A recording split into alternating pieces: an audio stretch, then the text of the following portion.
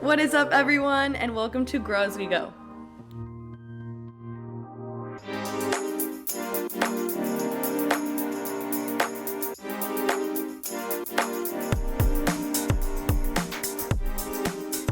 Hello, everyone. I'm Fatima. I'm Diana.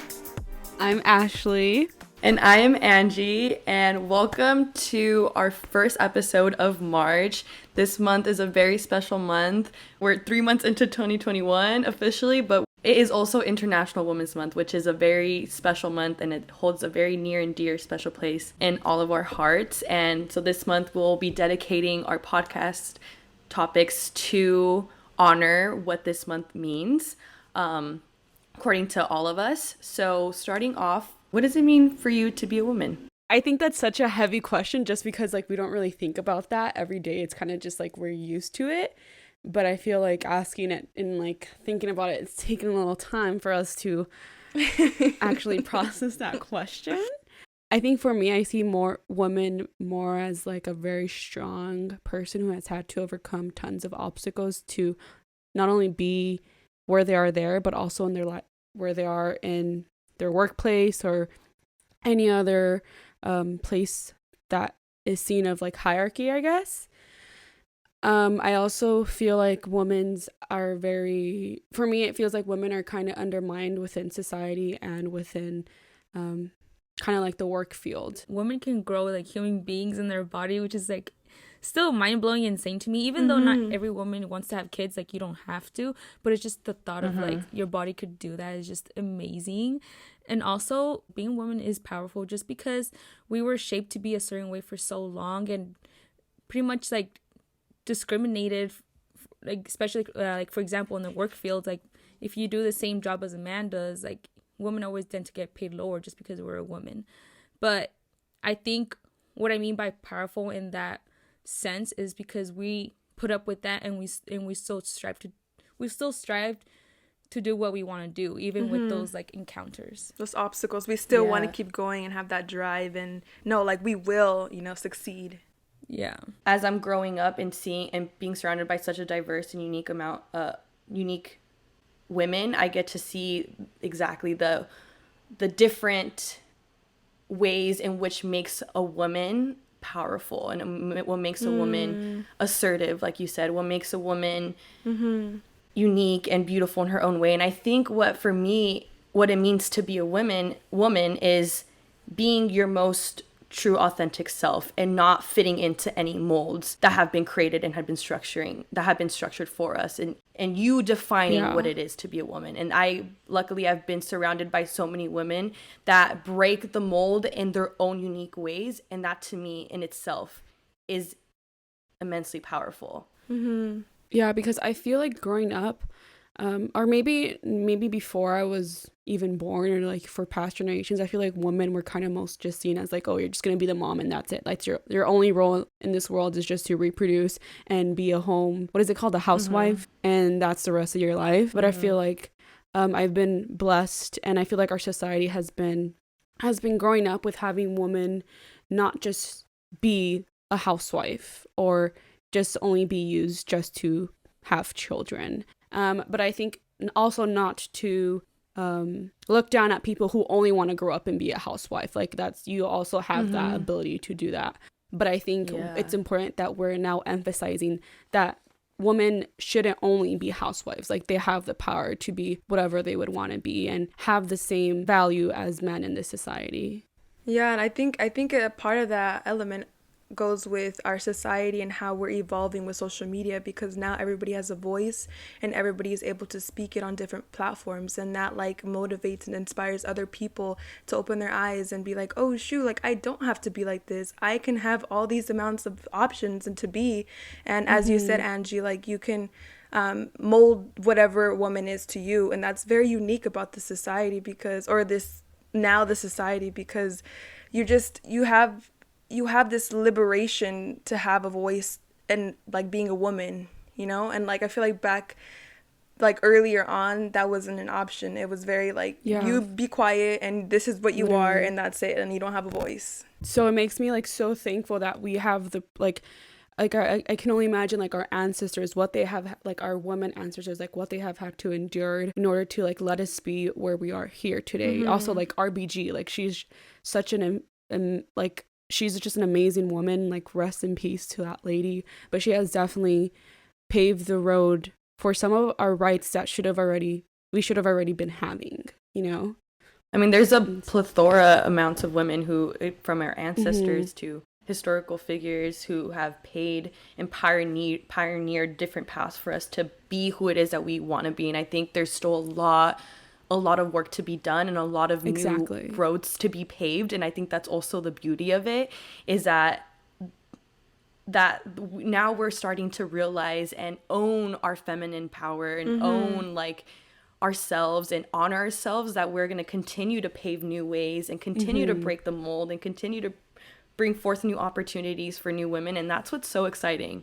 And I think that's what makes me super excited to be a woman, is knowing that we're breaking boundaries every single day, and we're building this new empire of how people should just honor themselves, I guess, like, you know? Yeah. And that's the beautiful part about it, is that we're the women that our ancestors wish they could have been. And we're opening up to our true divine, and it's amazing. Yes. But contrast to that, there has been like moments in my life where I felt that I got that click, like, what? I'm not treated equally. Like, what? Just because I'm a woman, this is how I'm treated.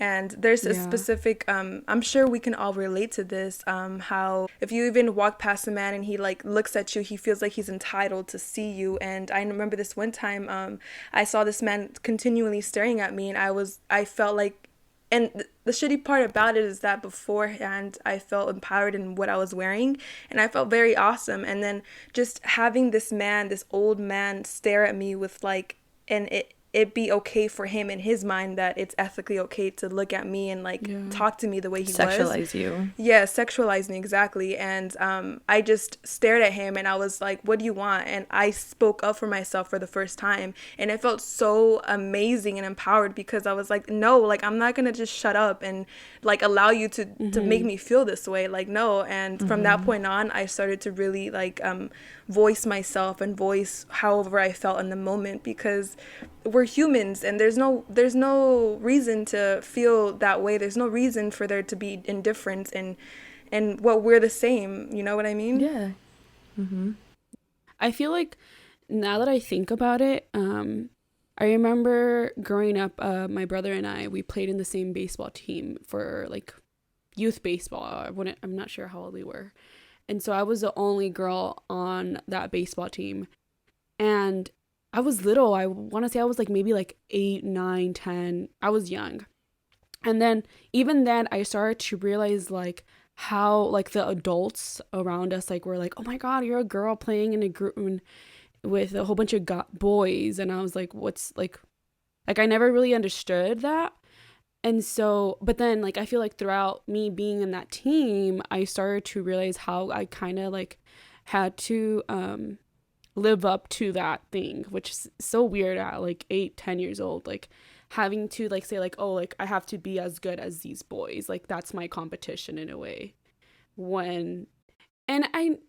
Competition is normal between whatever age, but I would say I'm not really sure what words to use, but it was like a weird competition within I'm a girl and you're a boy and we're against each other and I'm better than you, and like that kind of competition, because of like what our parentals or the adults around us have instilled in me, that like, oh, like you should be scared right now because you're a girl and you're playing with all these boys, or you should be treated differently because you're a girl. Like I remember going up to bat and like, oh, like pitch soft to her, like treat her like, and I was like if like thinking about it now is like that I don't know how I would, like, why would I be treated differently, I guess.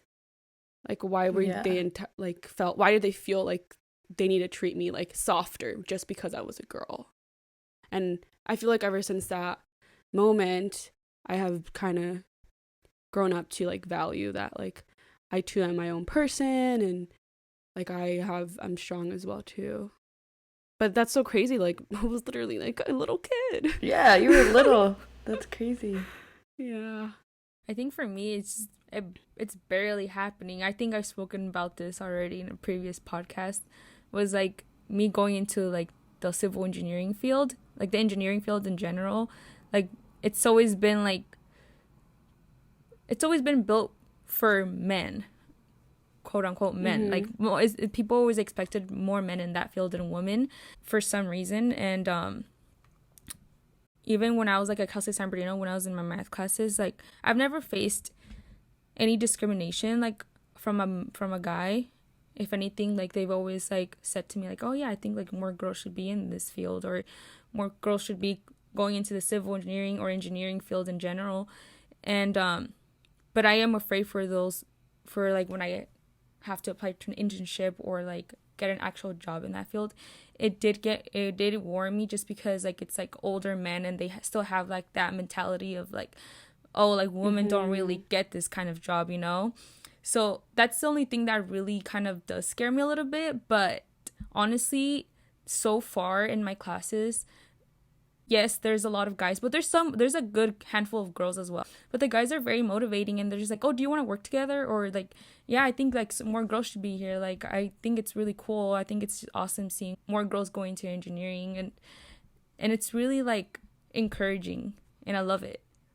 Speaking of like about what Fatima was saying, like I wish I could say the same for me.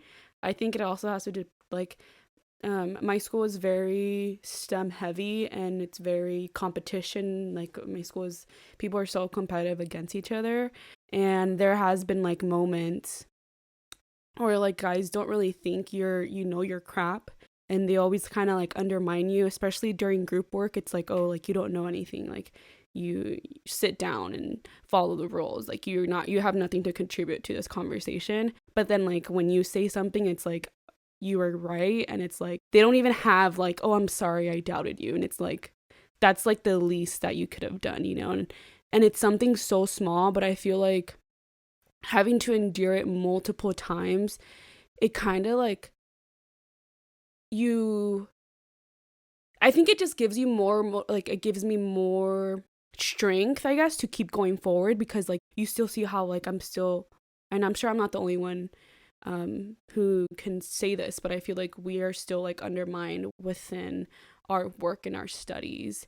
And sometimes, I hate to say it, but sometimes I'm always one to like ask for help, and I've always been a very outspoken person, and I think it's so funny how men kind of, they take advantage of me in a way. It's like, oh, like they're too scared enough to use their voice to ask questions. And so it's always like me, and like I'm always asking these questions. Like I still help them, because I think my biggest goal is just to help people around me, and I don't care whatever you are. But I definitely see that there's like a difference, and it's kind of sad.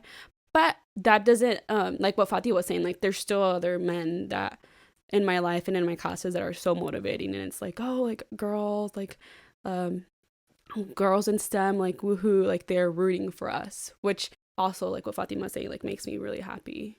For me, I feel like what started like that fire in me, or like when I started to notice like the differences of how I was treated versus like the men around me, was, I think it started when I was really, really young too.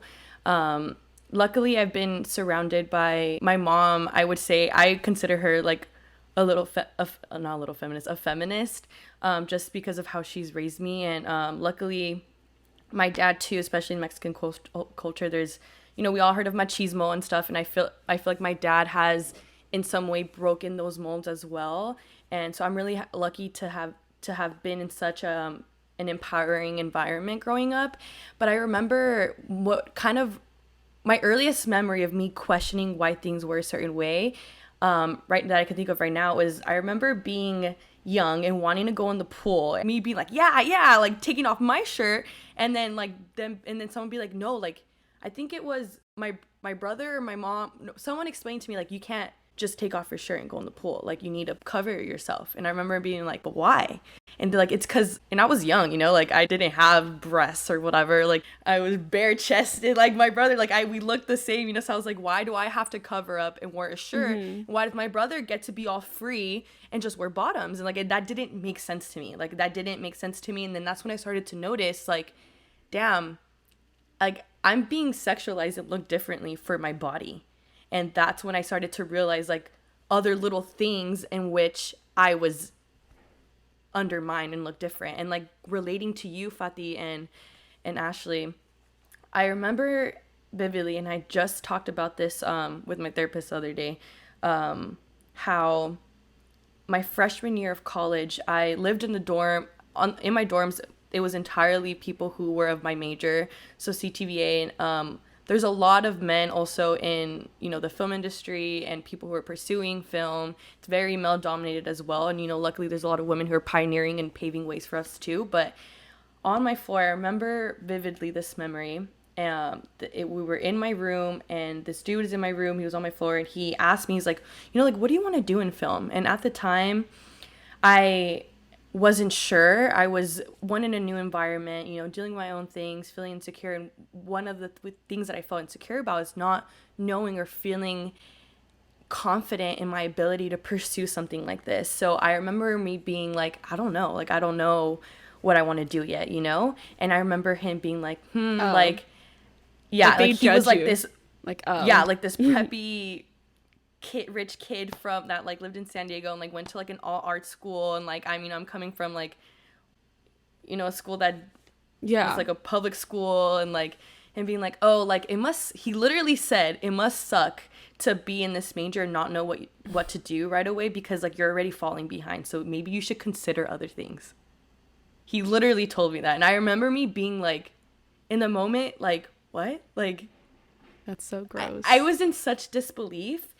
And it's like, what gives them, like, what makes them feel so entitled that they have like that? Like, who says that? Like, are you kidding? To tell me like, oh, maybe you should choose something else. Like, to tell me what I should do and what, and like, telling me to choose something else. Like, setting as if my choices were in his hands, you know, and my abilities were in his hands. And that, looking back at that now, like, holy fuck, like, this dude really just said that. How did you react? I remember me just being like, I remember my roommate standing up for me and being like, you don't, like, she doesn't, because I had just met this guy, like, I didn't even know this kid, so I was in such disbelief that I didn't say anything. I was just like trying to process what had just been said, and my roommate was like, she doesn't need to know right now, like, I don't even know, and she will figure it out, she, like, when it's time, you know, like, nobody has their shit together right now, like, we're freaking 18, just got out of college, like, we're gonna figure it out along the way. And then he just kept going on, like, you know, like, I just, like, you know, this is such a hard industry to break through, like, like, you should know what you're doing, like, you know, hopefully, like, he's like, you should just look into other things, like, as options, like, just in case. And I remember, and this is so disfortunate for me to say, and I'm still trying to heal from letting my past self down, and letting myself down in general. I then started to explore other options. Even though I was so furious at what he said, that subconsciously stuck with me. And I was like, you know what, maybe I should. Like, maybe I'm not ready. Maybe this isn't for me. And then I started to explore marketing and doing other things. And that's kind of like, that's a whole nother conversation in itself. But but I guess tying back to this is men continuously, like, undermining women's abilities, especially in male-dominated environments, which is unfortunately still almost everything at this point. I think that's so important, because you realize that, like, like, they may be like you don't necessarily have to care about who this person is, because you don't even know him, he's already telling all this stuff. But like, I feel like it shows that words are very impactful, and like how they can kind of scar us and make us like feel insecure and stuff like that. And it's surprising to me that people still have that will, or they have that motivation to just like go around and say all this stuff to women. And maybe like they can be saying this stuff to other people too, but I feel like, for example, your case, it's like, why would he say that? Like, if a male had the same response as you had, how would the man react to that?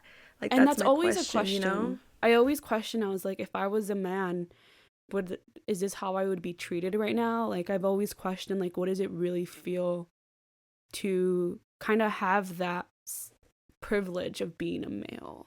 in a way. I think it's important to show how women kind of always feel like they have to level up to men just for their pleasure, if that makes sense. Like if that man is like contradicting, like, oh, like you can't do that, like women have to like one up them because out of spite for that men, when in reality we should want to one up them out of our own good.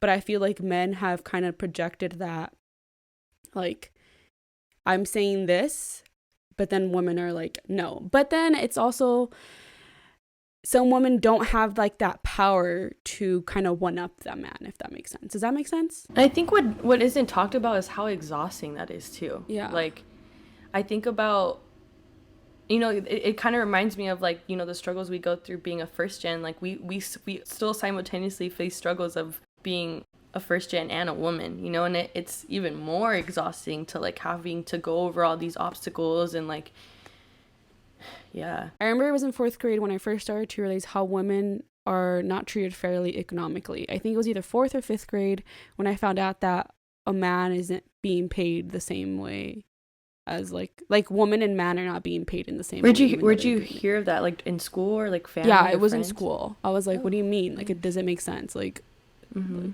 come again? Like, if they're doing the same job, why are they not getting paid the same way? And it's sad to see that, like, I'm in college now, and like the problem is still there in some cases. It might not be there like strong, but like if you think about it and if you look between the lines, you still see the disparities between the wealth.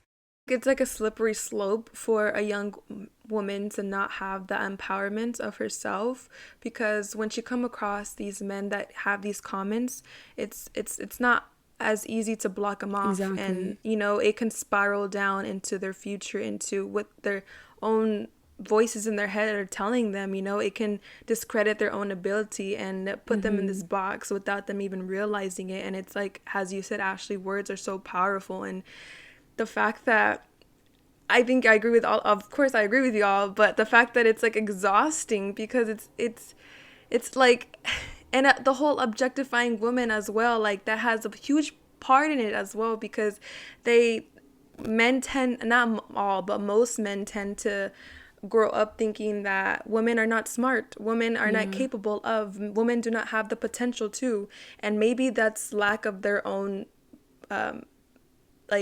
how they were raised, and lack of awareness maybe on their part. Like I don't want to judge them for that, because maybe it's not even their fault. One of the things that really stuck with me as I'm going throughout like my college education, one of my professors said that it's easy to control a population when you're able to control half of it. And in the sense of, you know, they already, through this false idea of gender and sex being a binary, you know, they control half of the binary, quote unquote binary, because sex is not a binary, it's a spectrum. Through that they are controlling half the population, which is women. I think that's so interesting, and how that has been prevalent throughout centuries and centuries. So it's like, it's so embedded in the structures of like where we live. So I could see why like subconsciously we don't even recognize it, or some people don't recognize it, because it's so deeply embedded in our way of life, unfortunately. The toy aisles, for example, like it's just the pink and the blue aisles, and then like in the boy aisles you see like the Legos and the blocks and the construction toys, and in the girl aisles you see like the Barbies on like the fairy tale stuff.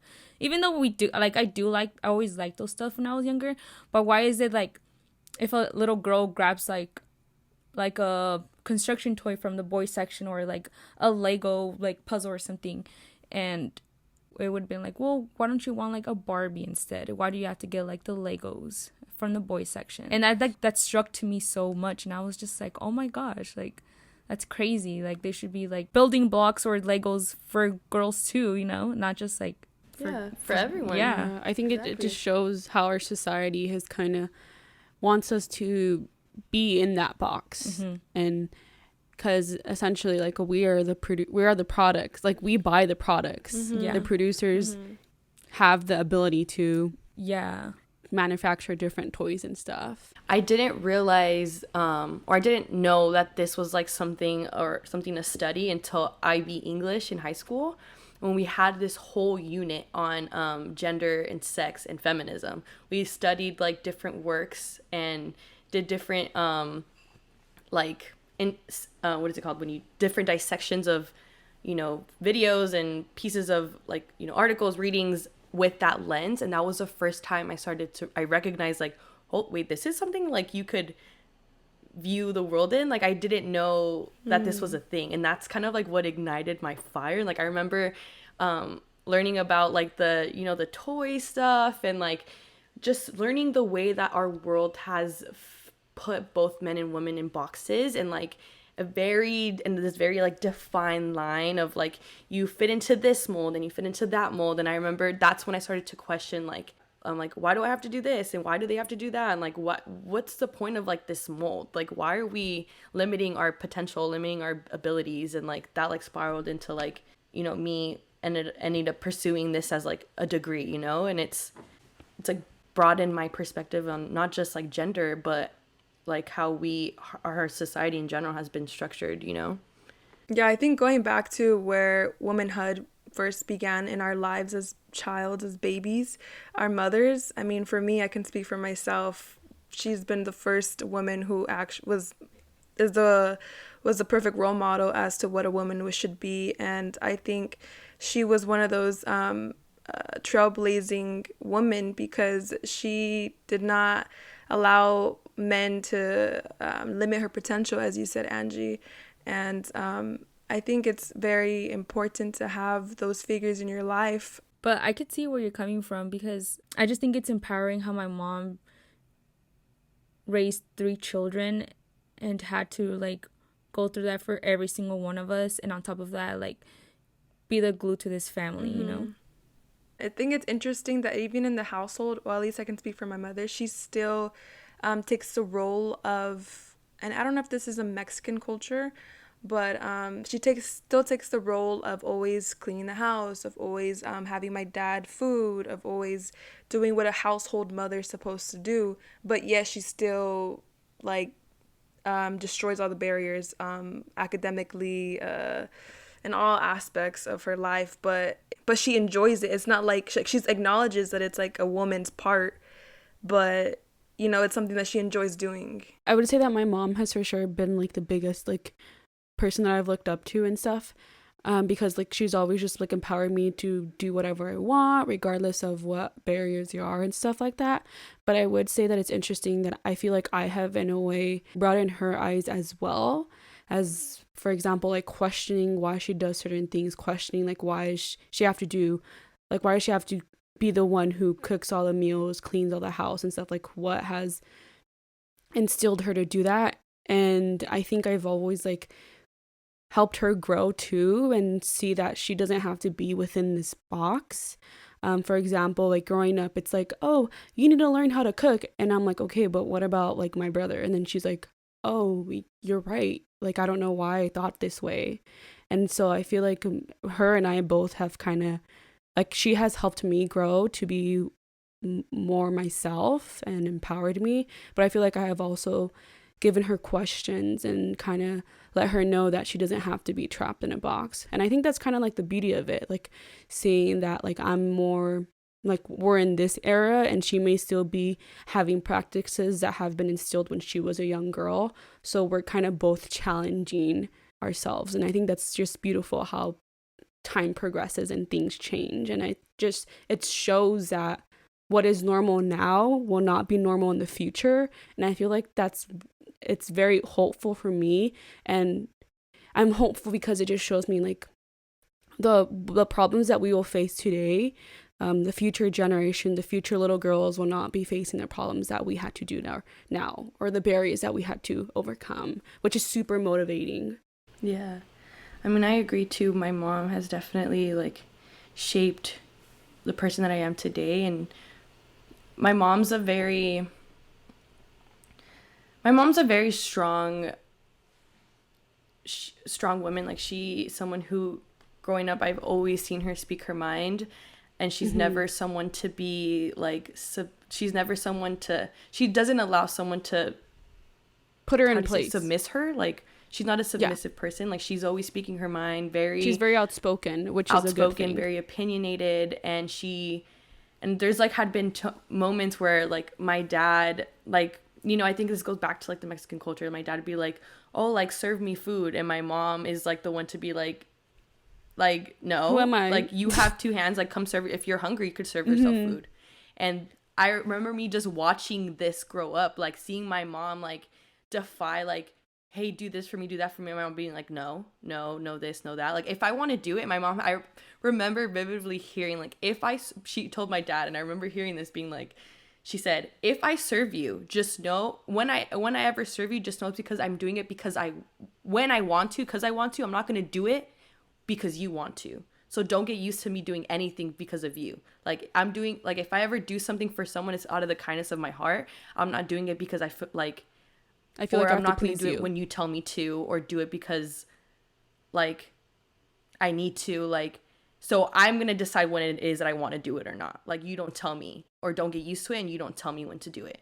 And I remember me hearing this and being like, damn, like, okay, like, dang, we're saying no, like this is cool. Like and then just growing up with always that. And then I remember my dad just being like, when I was a little girl, my dad being like, ay pati, like why are you letting her wear this skirt? And my mom be like, cállate tú, like she can wear whatever she wants.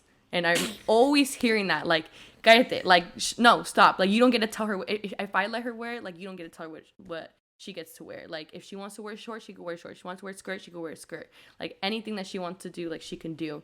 And even now, like for my 21st birthday, like I wore this quote unquote scandalous outfit or whatever. And my mom was the first one to be like, yes, like, you know, you're young, like embrace who you are, embrace your body. Like don't feel like you need to like hide yourself, like express yourself how you want, you know? And so my mom has always been very outspoken and broken molds in a lot of ways. And like, I think reflecting on when you guys saying like, that's what we especially for working moms, like having to go home and still cook and clean and take care of your kids, like I don't think we recognize that as being like the second shift, you know? And I think like through my education I have started to notice and appreciate my mom more for what she does, and recognizing that like her raising me, even though it's out of the kindness of her heart, at the end of the day, like it's still like a second shift. Like still having to come home from work and clean the dishes, maintain your home, and raise your kids, like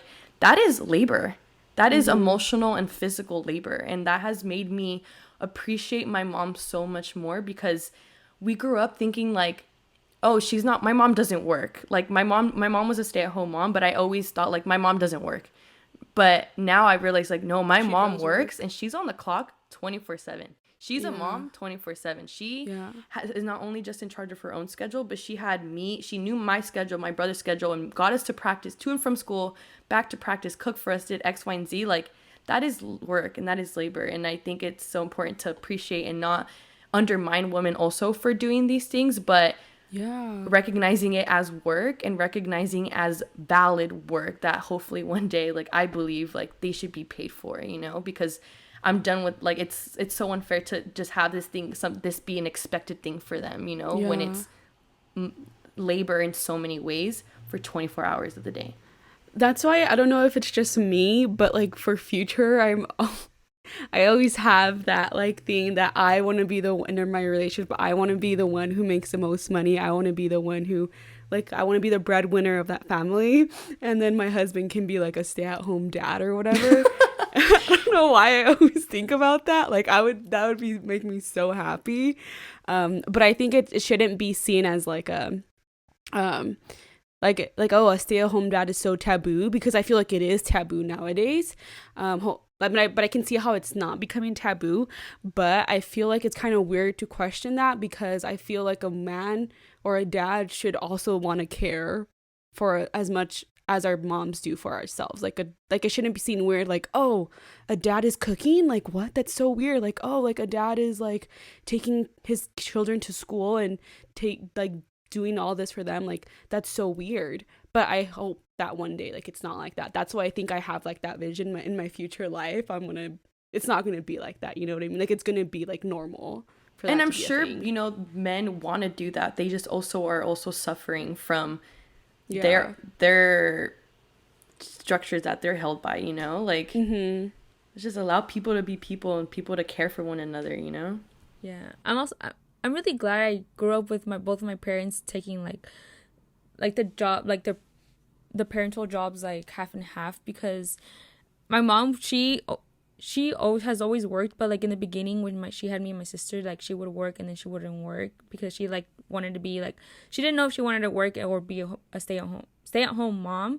So until my mom decided, she told my dad, she was like, okay, well, I'm gonna decide to go to work, but if you want me to work, oh no, she didn't say if you want me to work, she said I decided to go to work because I feel like another second like financial support would be better.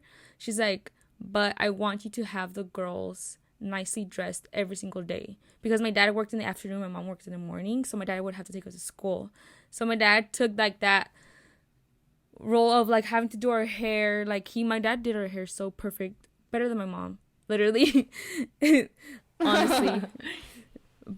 And my dad, like, if my mom usually would cook, but only because she likes to cook, but there's times where my mom didn't have time or something, my dad would always cook, you know?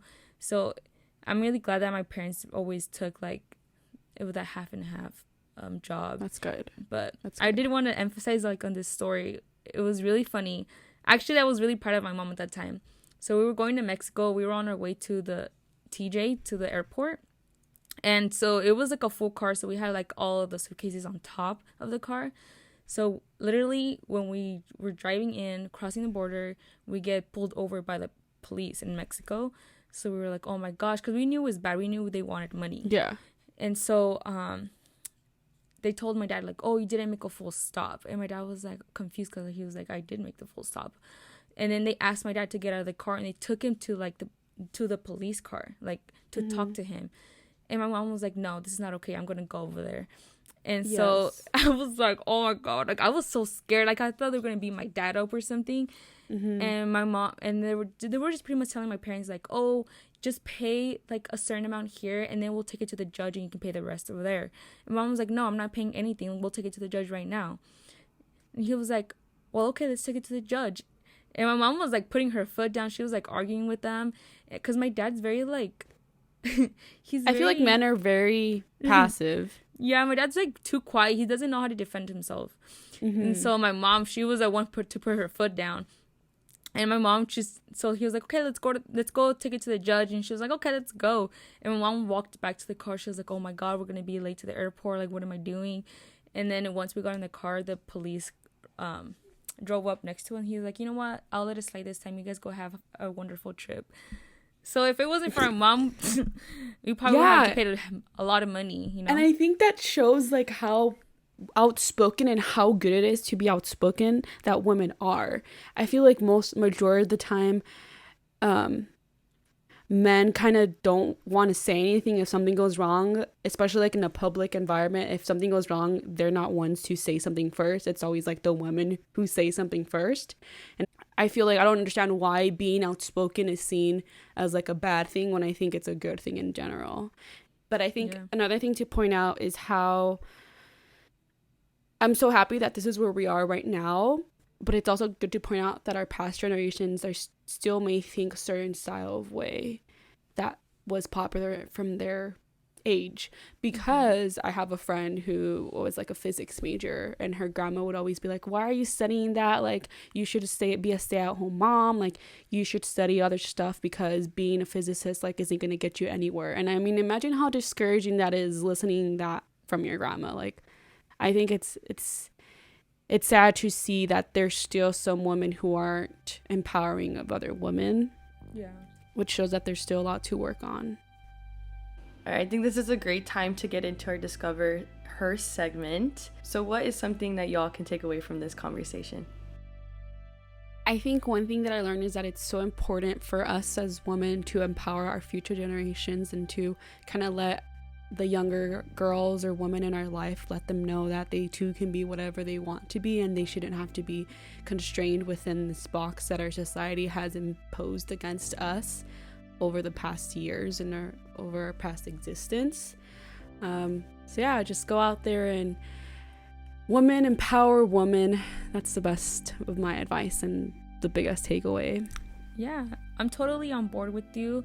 I think women are powerful in general. I think we have many abilities and we could strive for whatever we want to do, and even though we have to go through those obstacles, I think that's just what makes us more powerful.